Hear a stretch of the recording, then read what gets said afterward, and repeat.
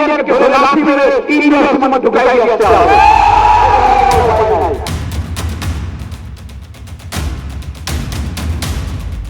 হাসিনা সরকারের পতনের পর থেকেই বাংলাদেশে উত্তরোত্তর বাড়ছে ভারত বিদ্বেষ। ইউনূস সরকারের আমলে পড়শি দেশের নেতাদের মুখে বারংবার শোনা গিয়েছে ভারত বিরোধী মন্তব্য। এবার ভারতীয়দের লাথি মেরে তাড়ানোর নিদান গণ অধিকার পরিষদ নেতার তারেক রহমানের। এভাবে হবে না। আমরা যেটা করছি না ক্লাসরুম আমাদেরকে ওই অর্থনৈতিক অঞ্চলে যেতে হবে, একটা একটা করে ইন্ডিয়ানকে ধরে লাঠি মেরে ইন্ডিয়ার সীমান্তে ঢুকাই দিয়ে আসতে হবে। কোনো উপায় নাই। শুধু তাই নয়, মোংলা বন্দরে যেতে হবে আমাদেরকে, আমাদের অনেক কাজ। চট্টগ্রাম বন্দরে যেতে হবে, যেখানে যেখানে ইন্ডিয়ানদের ঢুকেছে সেখানে। প্রসঙ্গত দিন কয়েক আগেই 4 দিনের মধ্যেই কলকাতা দখলের হুঁশিয়ারি দিয়েছিলেন বাংলাদেশের এক প্রাক্তন সেনাকর্তা। তার ওই দাবি নিয়ে সামাজিক মাধ্যম ভেসে গিয়েছে মিমের বন্যায়। কারণ সামরিক দিক দিয়ে ভারত যে বাংলাদেশের থেকে বহু এগিয়ে, এ কথা সকলেরই জানা। তার ওই মন্তব্যের রেশ কাটতে না কাটতেই সরাসরি বাংলা বিহার ওড়িশা দখলের হুঁশিয়ারি দিয়েছিলেন বিএনপির যুগ্ম মহাসচিব রুহুল কবির রিজভী। এবার ভারতীয়দের লাথি মেরে তাড়ানোর হুমকি গণ অধিকার পরিষদ নেতার।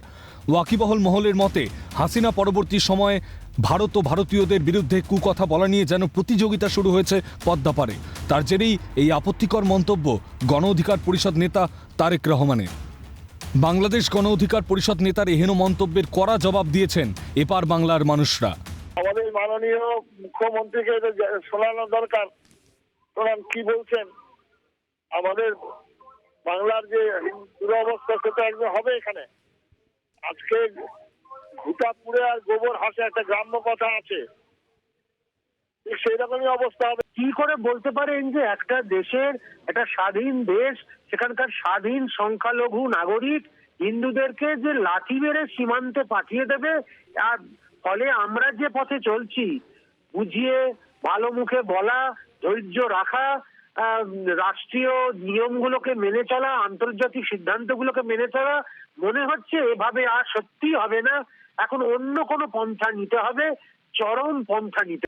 এই যে কনভার্সনের যেটা একাধিক ইস্যু এই মুহূর্তে মৌলবাদের মাথা চালা দেওয়ার পরে হচ্ছে, এক হিন্দু শূন্য, এক ওখানকার মানুষকে ভুল বোঝানো, এক ওখানকার ধর্মান্তরিত সূত্র করা, আর একটা হচ্ছে ভারতের বিরুদ্ধে যত বিষোদ্গার করতে পারবে তত মৌলবাদ ওখানটায় জনপ্রিয়তা পাবে, ততটা পাবে বিএনপি তার পলিটিক্যাল মাটি।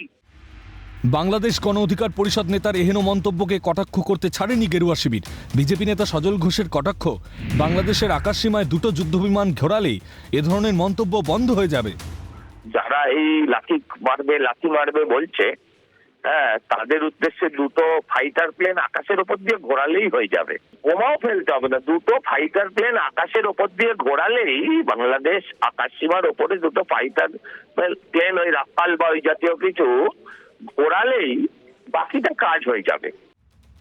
তারেক রহমানের এহেন মন্তব্য নিয়ে উঠছে প্রশ্ন, বাংলাদেশে ভারত বিদ্বেষ যে বাড়ছে তার জেরেই কি এ ধরনের মন্তব্য? নেপথ্যে কি মৌলবাদীদের ইন্ধন? প্রশ্ন ওয়াকিবহল মহলের। ক্যালকাটা নিউজ।